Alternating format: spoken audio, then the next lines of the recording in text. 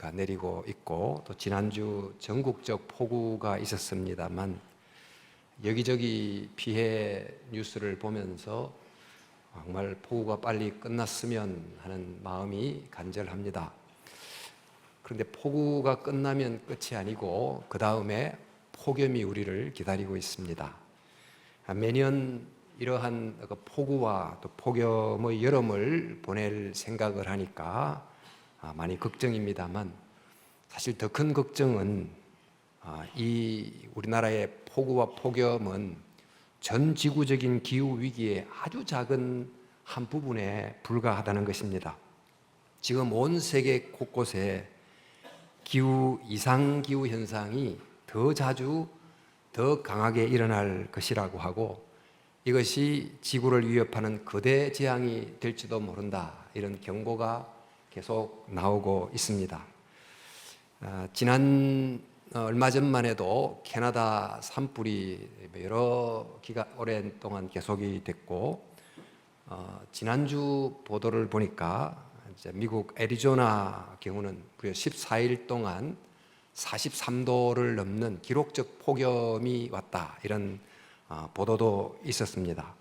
이런 이상 징후가 땅과 하늘과 바다에서 다 일어나고 있는데, 땅의 사막화, 대기 온난화, 바다 수온 상승, 남극과 북극과 그린란드의 빙하가 녹는 해빙, 또 해수면 상승과 이로 인한 몰디브, 투발루 같은 나라의 영토의 수몰, 또 물고기 아파트라고 하는 산호초의 백화 현상, 또 대양 곳곳에 어마한 규모로 만들어지는 거대 플라스틱 섬과 고기 먹이 사슬을 통해 인간 몸속으로 끊임없이 들어오는 미세 플라스틱 문제 등등, 기후 관련된 이런 뉴스들의 제목만 읽어도 정신이 아찔해지는 정도입니다.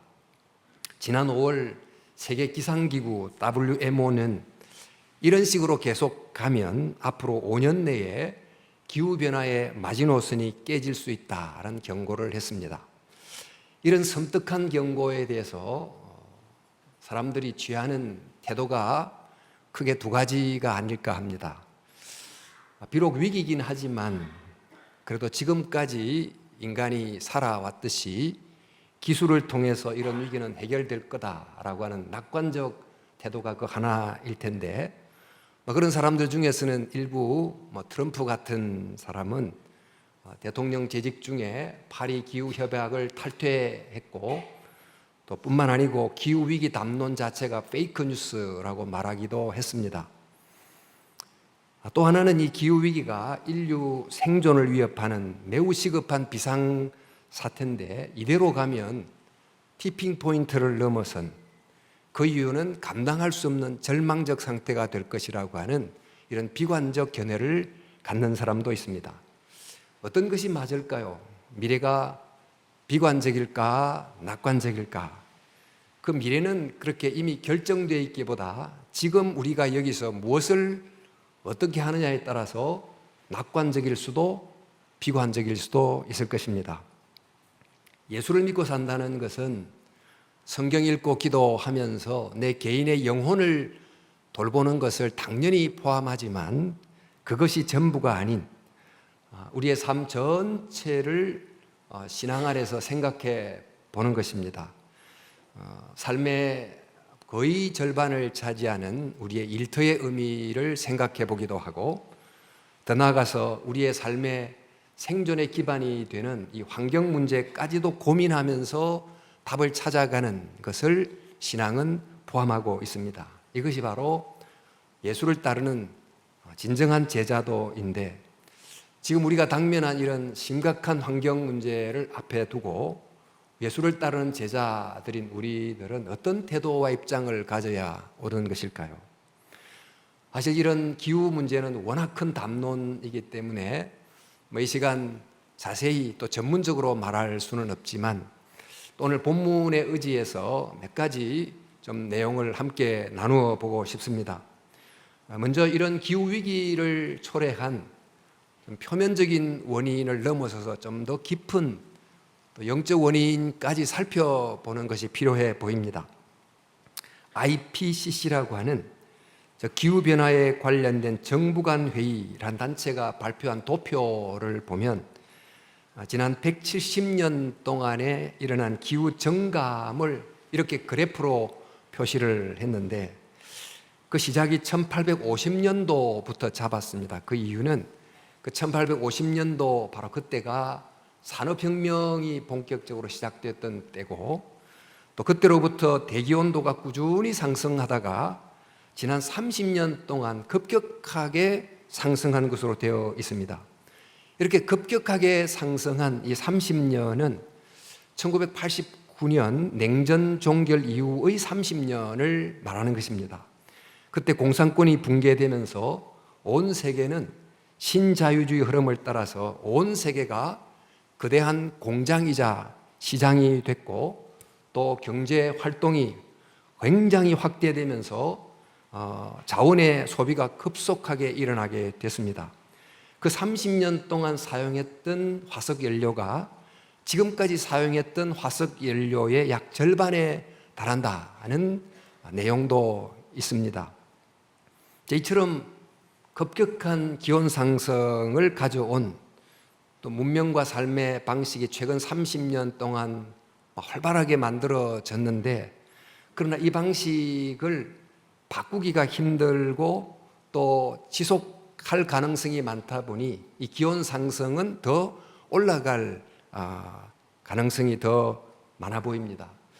만약 그 30년 동안 온실가스 배출을 조금씩 줄여만 갔더라도 오늘 우리가 당면한 위기 상황은 없었을 것이라고 말합니다. 우리가 지금 누렸던 그 경제 호황을 가져왔던 이 황금의 30년이 기후위기 측면에서 보면 골든타임을 놓쳐버린 잃어버린 30년이 됐다 이렇게 진단하기도 합니다. 정말 100년도 채 되지 않은 지금의 삶의 방식이 이토록 지구 환경을 파국으로 이끌 정도가 됐다 하는 것이 굉장히 정말 놀랍기만 합니다. 기후위기를 가져온 것은 이런 급격한 사회적 경제적 변화도 있었지만 이런 변화를 만든 저변에 더 깊은 원인도 있었다고 하는 것을 알 필요가 있겠습니다.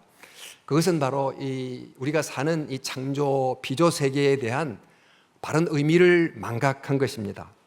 오랜 시간 동안 일부 종교나 철학은 이 물질 세계를 헛된 것이거나 아니면 열등한 것으로 가르친 또 구원이라는 것은 바로 이 물질 세계를 떠나버리는 것이 구원이다 이렇게 가르쳐 왔습니다. 성경은 이 피조 세계를 그렇게 가르치지 않습니다.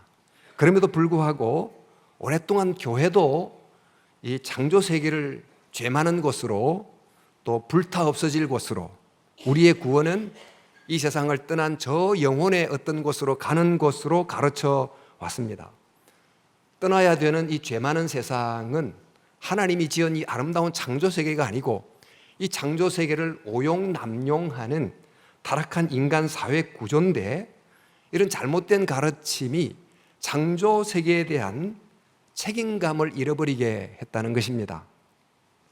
그런가 하면 한편 세속 사회는 이 피조 세계를 어떤 신성한 의미도 없는 그저 단순한 물질에 불과하다 이렇게 보게 됐고 또 이 창조 세계는 인간이 마음대로 사용해도 되는 주인 없는 물건이라고 생각해 왔다는 것입니다. 그래서 이 피조 세계는 오직 인간 입장에서 생각하면서 인간에게 쓸모 있느냐 없느냐의 효용 가치로만 판단하고 또 인간이 원하는 다른 가치와 어느 정도로 교환이 되는가라고 생각하는 교환 가치 측면에서만 봤을 뿐이지 이 피조세계 각각이 갖고 있는 고유한 가치는 전혀 생각지 않는 그런 문명을 만들어 왔다는 것입니다. 자, 이처럼 이렇게 피조세계를 보는 관점이 지금의 이런 반환경적인 문명을 만들게 됐는데 이런 우리의 삶의 방식을 칭하는 여러 용어들이 있습니다만 경제지상주의, 신자유주의, 소비주의, 편리주의, 인간중심주의 등등의 이름을 가지고 부르고 있습니다. 이런 반환경적이라고 할 인간 문명의 중요한 특징은 이 창조 세계의 그 신음 소리를 거의 전혀 듣지 못하고 오로지 인간 내면의 욕망의 소리만 듣고 그 욕망을 채우는 무한 고도 성장이라는 단일 목표를 향하여 쉬지 않고 달려왔다는 점입니다. 그러니까 인간의 편리함과 인간의 즐거움이 최상위의 가치가 돼서 그것을 위해서라면 환경을 희생시키는 것도 마다하지 않는, 그래서 과다한 에너지 사회, 또 과다한 탄소 배출 사회, 과다한 쓰레기 배출 사회를 만들어 왔다고 진단하고 있습니다. 자, 그러다가 지금 이런 기후 위기를 만났지만 이 위기는 기술을 통해서 해결 가능하다고 믿고서 이런 좀 반환경적인 삶의 방식은 바꾸려고 하지 않고 살아가고 있습니다.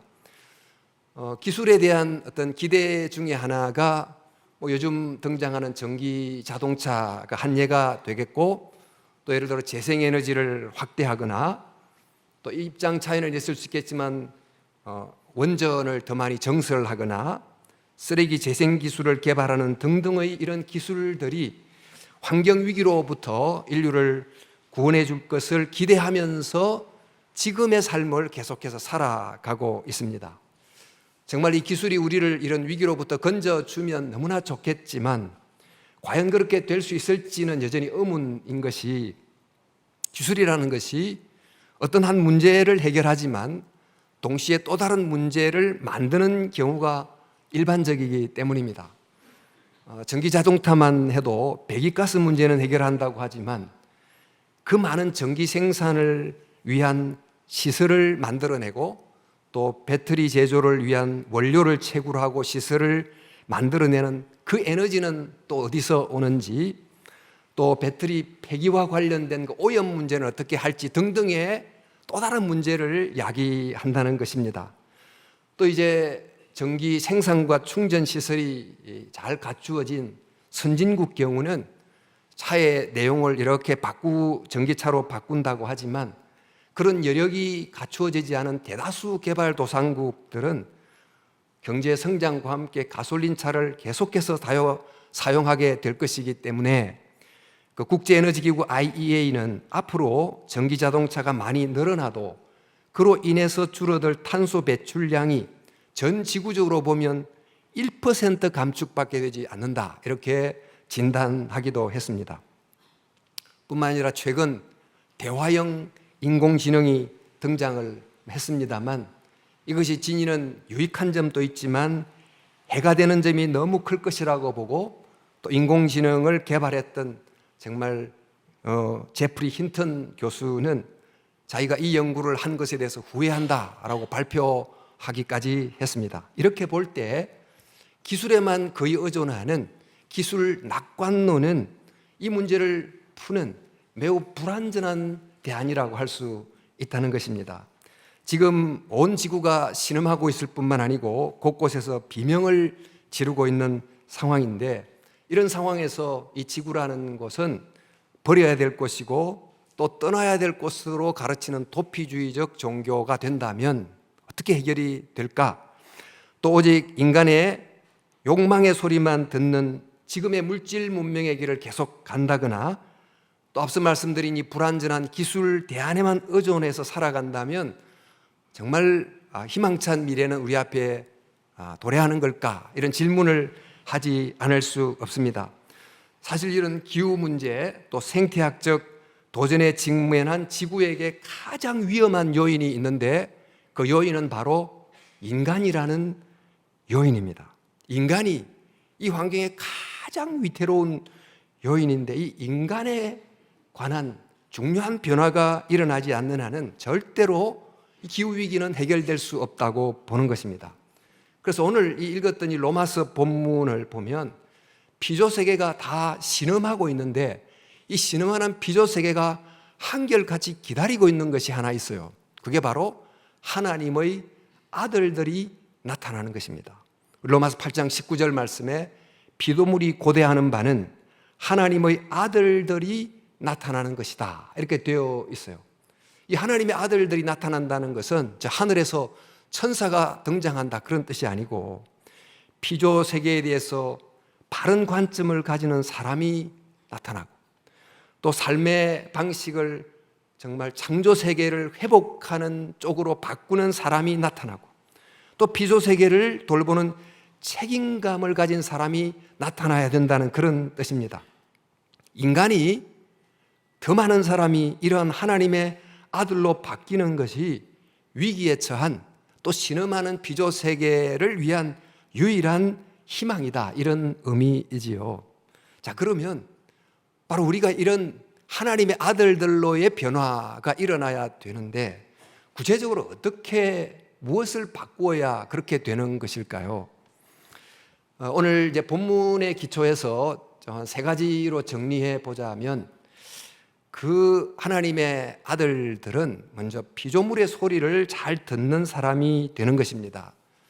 인간도 소리를 내고 그 소리가 이제 언어로 함께 돼서 굉장한 문화를 만들고 있지만, 피조 세계도 얼마나 다양한 소리를 내는지, 사자의 포효하는 소리부터 말의 힘찬 소리며 수많은 새들의 기가 막힌 아름다운 소리들, 또 물소리, 파도 소리, 폭포 소리, 바람 소리, 나뭇잎 소리, 낙엽 소리 같은 자연이 만들어내는 여러 소리가 있습니다. 이런 소리들은 무신론적 입장에서 보면 그저 단순한 물질 현상에 불과하지만, 성경을 통해서 보면 이것은 그 이상의 의미를 가지고 있는 것입니다. 바로 이 소리는 이 아름다운 세상을 만든 하나님을 찬양하는 각각의 창조들의 노래 소리라는 것입니다.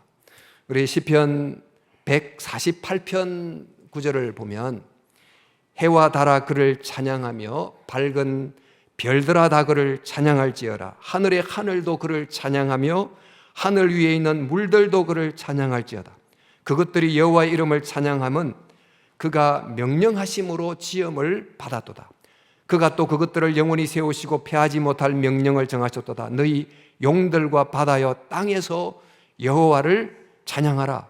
불과 우박과 눈과 안개와 그의 말씀을 따르는 광풍이며 산들과 모든 작은 산과 과수와 모든 백향목이며 짐승과 모든 가축과 기는 것과 나는 새며 세상의 왕들과 모든 백성들과 고관들과 땅의 모든 재판관들이며 총각과 처녀와 노인들과 아이들아, 인간과 피조물 모든 것들을 향하여 여호와의 이름을 찬양할지어다 라고 시편이 이야기해주고 있습니다. 정말 숲에서 들리는 수만 가지의 소리들은, 또 바다에서 공중에서 나는 이런 많은 소리들은 다 하나님을 찬양하는 거대한 우주적 오케스트라와 같다는 것입니다. 우리는 이 자연 속에서 이런 이 피조물의 소리를 계속 들으면서 우리도 이 피조 세계에 속한 한 부분이라는 것을 기억하고, 나도 동일하게 지음받은 존재라고 생각하고, 이 그대 피조 세계 합창단의 한 일원이 돼서 우리도 함께 하나님을 찬양할 줄 아는 바로 그러한 정말 하나님의 마음을 가진 사람이 되는 것, 이것이 바로 하나님의 아들들의 모습이 되는 것입니다. 그래서 숲속에 가서 걸을 때 이런 피조물들의 합창 소리를 들으면서 우리도 그 합창 소리에 정말 응답하면서 우리 잘 부르는 찬송, 주 하나님 지으신 모든 세계 내 마음속에 그리어볼 때, 이렇게 찬양하면서 자연의 오케스트라에 참질 줄 아는 사람이 되는 것, 이게 바로 피조 세계가 기다리는 하나님의 사람의 모습이라는 거죠. 너무나 아름답고 기적 같은 이 푸른 별 지구에 대해서 경탄할 줄 알고, 또 이것을 우리에게 생명의 터전으로 주신 그 하나님을 예배할 줄 아는 그런 사람, 그런 하나님의 아들들이 나타나야 된다는 것입니다. 그런데 이 인간이 이제 타락한 후에 이 창조 세계가 엉겅퀴를 냈다, 이런 창세기 기록이 있습니다만, 바로 이런 모습은 이 자연이 낸 첫 번째 신음소리에 해당된다고 할 수 있습니다. 마치 새로운 왕이 이제 왕위에 올랐는데, 이 왕은 너무 포악하고 또 정말 불의한 이제 왕이라고 하면, 그 왕이 즉위하는 순간부터 백성들이 근심을 토해내는 것처럼, 그리고 또 그 왕이 계속 정치를 하면 할수록, 폭정을 계속하면 그 백성들이 점점 신음소리가 비명소리로 바뀌어 가는 것처럼, 하나님이 창조 세계를 돌보도록 인간에게 상당한 권한을 맡겼는데, 그 권한을 받은 인간이 초기부터 죄를 짓고 타락하면서 피조 세계는 앞으로 큰일 났다 하고 신음소리를 내기 시작했고, 그 신음소리는 지금까지 더 심각한 정도로 지속이 되어 왔다는 것입니다.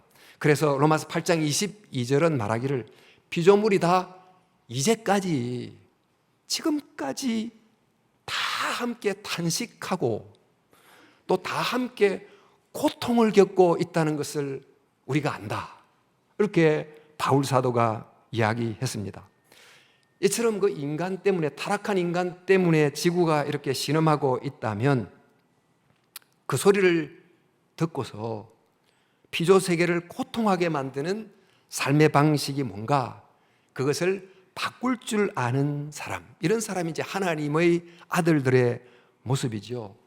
매일 지금도 사라지고 있는 생명의 여러 종들, 토지와 바다의 산성화, 떼죽음을 당하는 어패류, 폭염, 폭우, 가뭄, 태풍, 이런 것들은 계속해서 이 창조 피조 세계가 바라는 신음소리인데, 이 소리를 듣고서 마치 지구에 호흡장애를 일으키는 매연가스를 어떻게 줄일까, 또 지구에 순환장애를 일으키는 플라스틱 쓰레기를 어떻게 줄일까, 이렇게 생각하면서 태도의 방식을, 삶의 방식을 고치는 이런 하나님의 아들들이 나타나기를 피조물이 고대하고 있다는 거예요. 자, 우리가 이런 피조물의 소리를 듣는 것, 이게 첫 번째 모습이라면, 두 번째는 그 하나님의 소리를 듣는 사람이 하나님의 아들들인데, 하나님의 소리는 하나님이 인간을 창조하신 후부터 계속해서 지금까지 인간에게 하는 소리입니다. 그것은 보시기에 좋았더라 라고 정말 감탄했던 이 피조 세계를 하나님이 맡기신 다음에 이 세상을 하나님의 방식대로 사랑과 섬김으로 돌보라 하는 말씀을 계속하고 있습니다. 창세기 1장 28절만 해도 하나님이 그들에게 복을 주시며 그들에게 이르시되 생육하고 번성하여 땅에 충만하라 하시고는 모든 생물을 다스리라 라는 명령을 주셨지요. 성경은 하나님이 이 원 세상을 창조한 다음에 그것을 보존하고 지속하실 때 하나님이 혼자서 다 하시는 것이 아니고 많은 권한을 위임함으로 하신다고 말해주고 있어요. 우리 창세기 보면 땅에게 식물을 내라 하고 많은 권한을 위임합니다. 땅 속에 있는 수많은 영양소들이 기가 막히게 유기적으로 작용해서 생명체를 이렇게 살아가도록 만들고, 또 바닷물에게 많은 생물을 내라라고 명령하시고, 사람에게는 그 땅과 생명체를 다스리라고 권한을 위임해 주신 것입니다.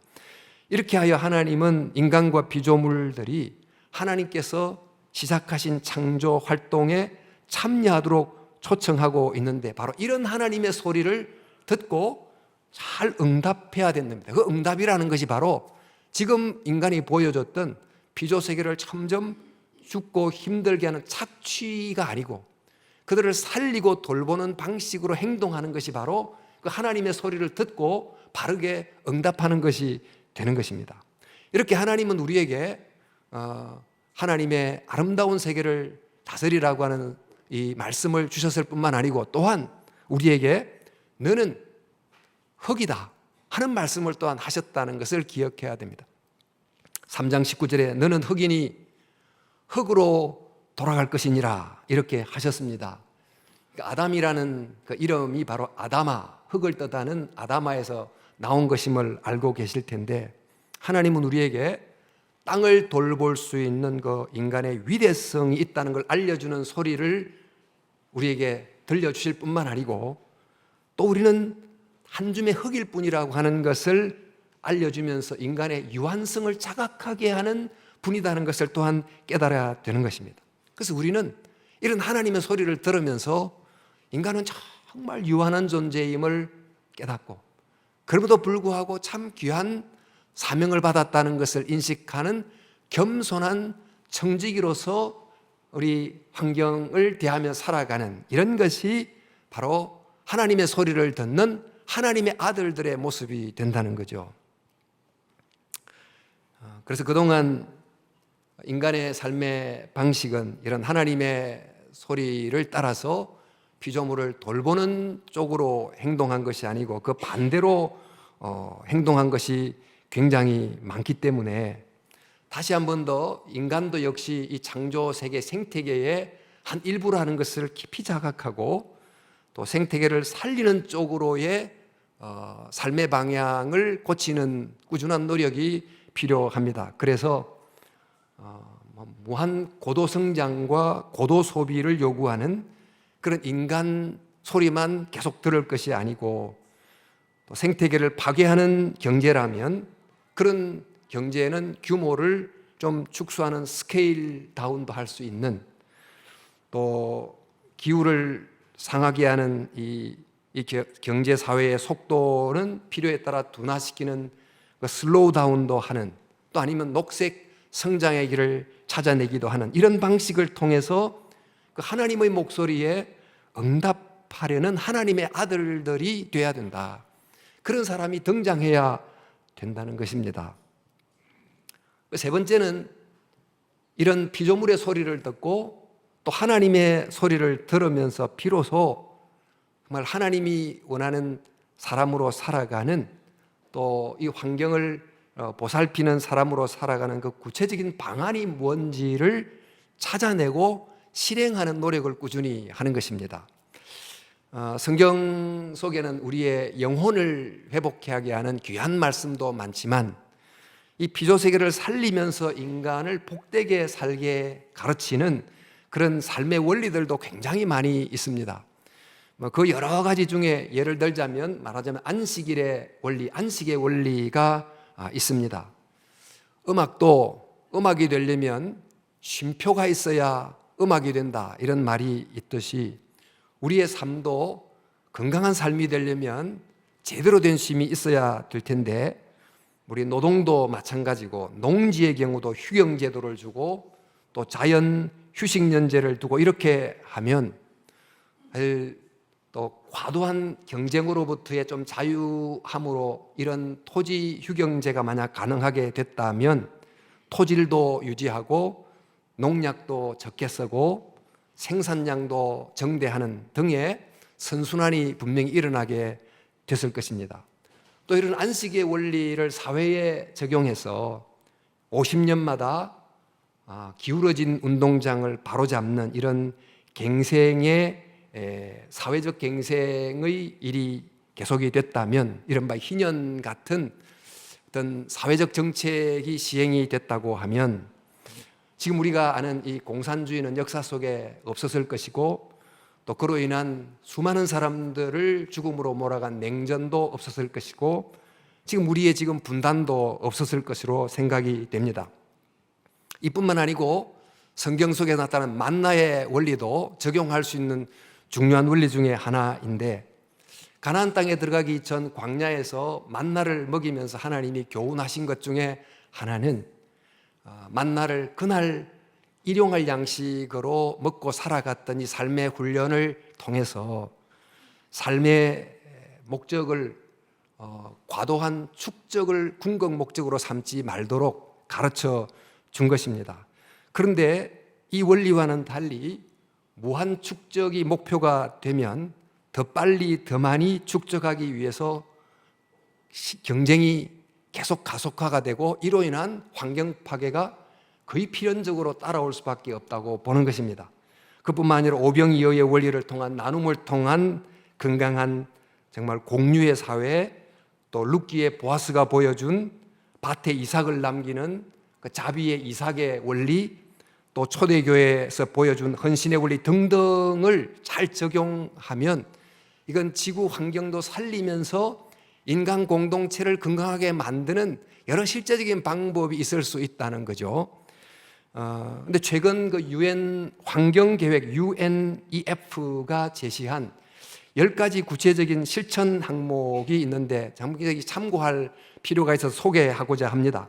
그 내용은 먼저 기후위기를 주위에 이야기해서 사람들이 기후위기의 심각성에 눈뜨게 계속 자극하기, 또 자신이 사는 지역의 정치인들 또 산업인들을 대상으로 온실가스 배출을 줄이는 어떤 노력을 하거나 정책을 입안하도록 압력을 넣기, 또 교통수단을 바꾸어서 가능하면 걷고 대중교통을 이용하고 장거리 항공여행은 절제하기, 또 전력 사용을 줄이되 여름 같은 경우에는 냉방 온도를 2도, 3도 정도 높이기, 또 식단을 조정하는데 지금 세계 농지의 60%가 가축 방목과 그 가축 사료 작물 생산을 위해서 사용되고 있고 또 그 축산에서 배출하는 온실가스가 전체 배출량의 16%에 이른다고 합니다.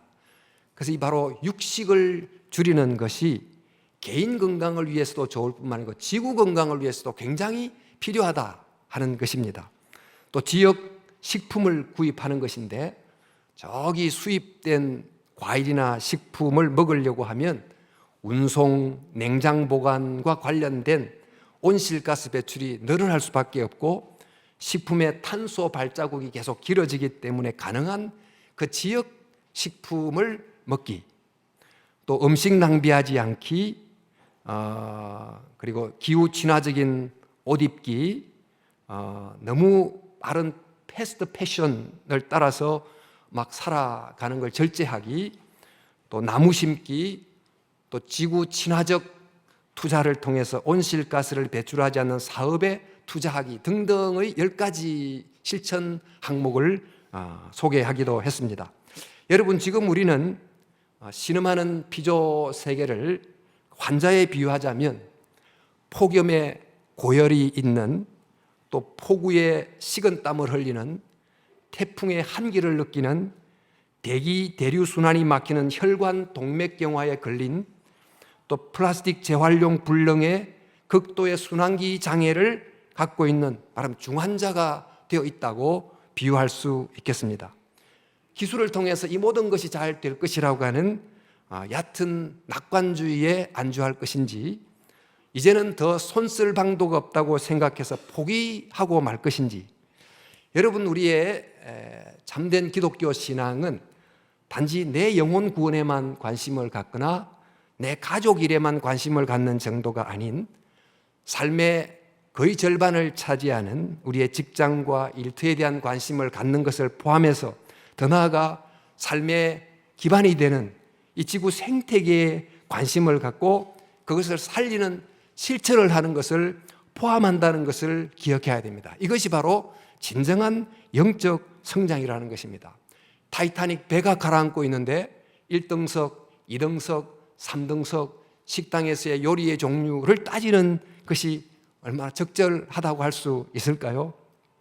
우리가 살펴본 것처럼 인간의 욕망의 소리가 오로지 그것만 거의 들리는 도시 문명 속에서 우리가 살아가고 있다 보니 정말 더 귀를 기울여서 다시 한 번 더 이 피조물의 이 가느다란 신음소리에 귀를 기울이고 다시 한 번 더 인간을 향하여 너희는 흙이다, 너도 이 창조세계의 일부다, 그러나 동시에 하나님의 창조세계를 맡은 소중한 청직이다 라고 한 하나님의 소리를 다시 한 번 더 깊이 새겨듣는 노력이 필요한 것입니다.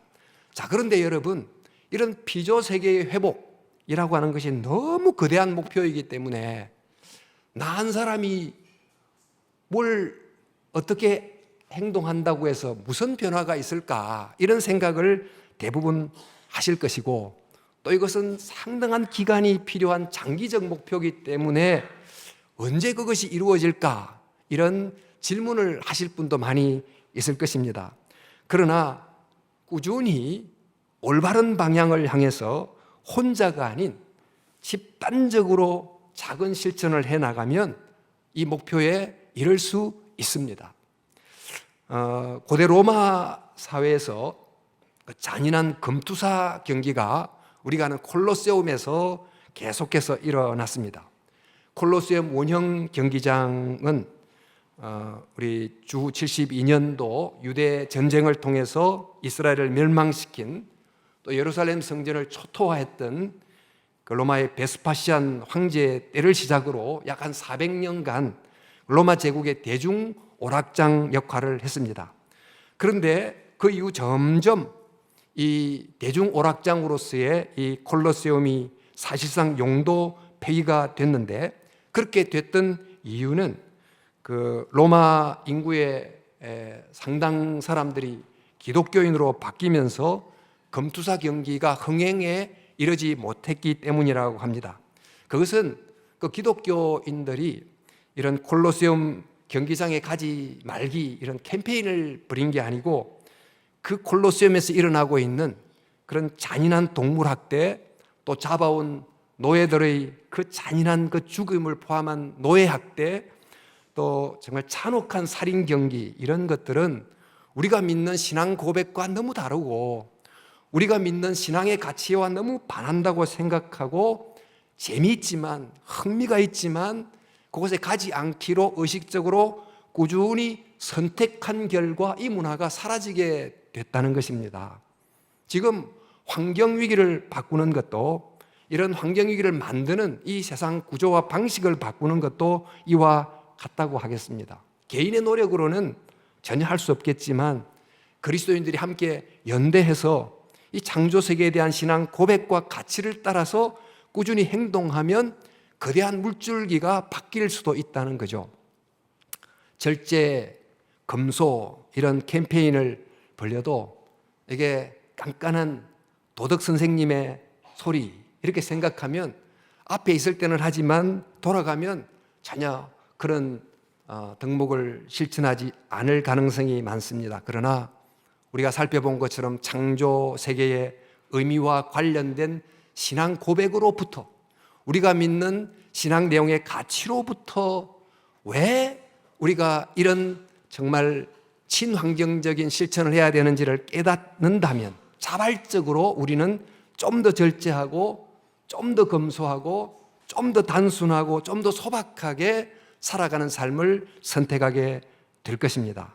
이렇게 그리스도인들이 정말 우리의 고백적 차원에서 친환경적 삶의 문화를 만들어 간다고 하면 바로 그리스도인들이 피조세계가 고대했던 바로 그 하나님의 아들이 될 것이고, 또 이 위기에 처한 생태계에 희망의 불빛을 전해주게 될 것입니다.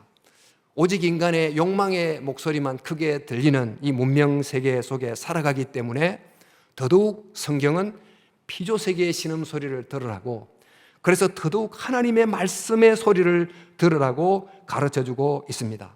저와 여러분들이 예수님을 따르는 제자로서 오늘 하나님의 말씀이 말해주는 것처럼 정말 피조세계가 고대하는 그 한 명의 하나님의 아들이 되겠다, 이렇게 결단하고 살아가는 환경의 제자도를 실현하며 살아나가는 저와 여러분들이 될 수 있기를, 교회가 바로 이 환경 회복의 가장 앞장선 실천 운동이 될 수 있기를 간절히 주님의 이름으로 축원합니다.